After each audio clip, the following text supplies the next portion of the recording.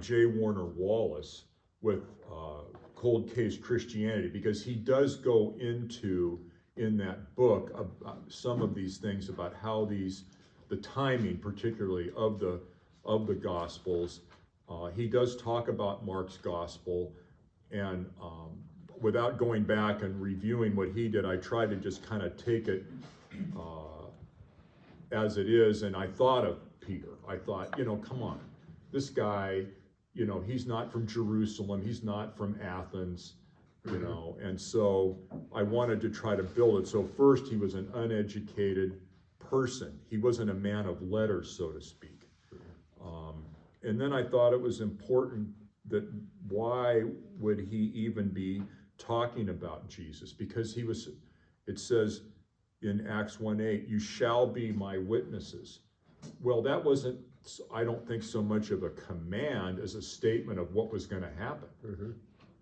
So I went into that and make disciples, and then there's certain things we hear, and I tried to stick with what the Bible says about Mark. I mean, I've heard that he was Jesus's nephew.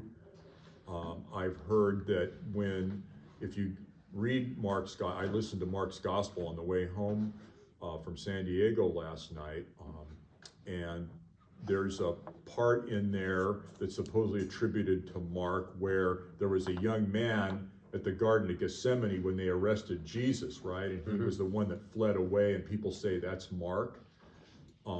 There's a book called Who Moved the Stone, and in there that author takes the position that when Mary Magdalene and the other women came to the tomb and they saw a young man sitting there, that was Mark and not an angel. He was like an angel, but not an angel.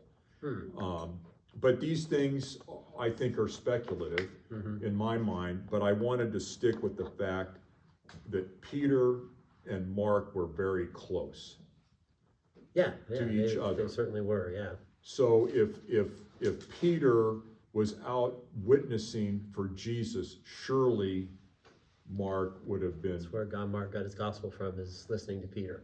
Right. Yeah, most people think that. And as I said, it's just Peter out telling people what's happened to him while he was with Jesus, arguing with Jesus a lot.